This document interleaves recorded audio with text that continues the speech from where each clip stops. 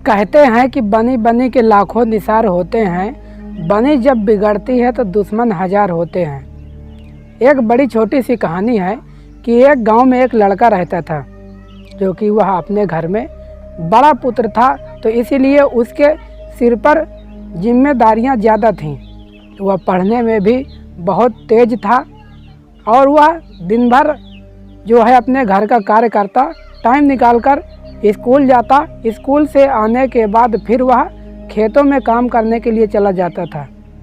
तब ऐसे में जो उस लड़के के गांव वाले थे वह भी कह रहे थे कि यह लड़का जो है अपने कक्षा में सबसे टॉप करेगा, क्योंकि यह जिम्मेदार है और इसके सिर पर जो है घर का बोझ होते हुए भी यह अच्छे से पढ़ाई कर रहा है। लेकिन जैसे ही एग्ज़ाम का समय आता है, वह लड़का पेपर देता है और एक विषय में वह फेल हो जाता है। जैसे ही उसका रिजल्ट आता है तब उसे पता चलता है कि वह एक विषय में फेल हो चुका है। और यह बात जब उसके गांव वालों को पता चली, तब उस लड़के के गांव वाले जो है उसका जीना मुहाल कर देते हैं। वह जिस भी मोहल्ले पर जाता या जिस भी गली जाता, सभी लोग उसका मजाक उड़ाते कि देखो यह एक विषय का फेल व्यक्ति जा रहा है। लगता था कि इतना पढ़ने वाला है और यह एक विषय से फेल। उस गांव के लोगों ने उसको ताना मार मार कर बेहाल कर दिया।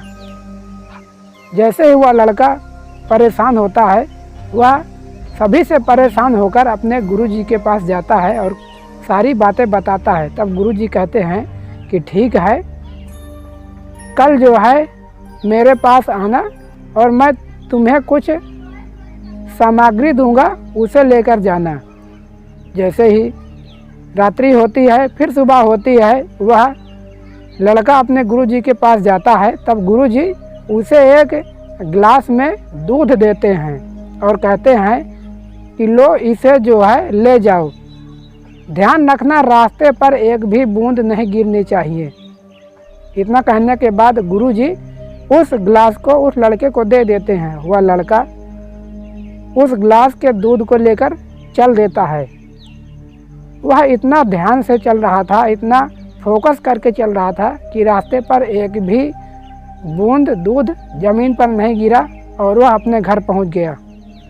ना ही रास्ते पर किसी भी व्यक्ति का ताना उसके कानों में सुनाई दिया।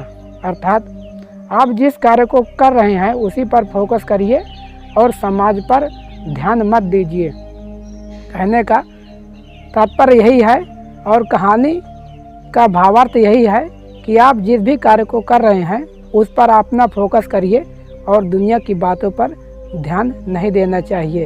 यदि आप अपने कार्य पर फोकस करेंगे तब आप सफल ज़रूर होंगे। तो यह छोटी सी कहानी कैसी लगी कमेंट करके ज़रूर बताएं।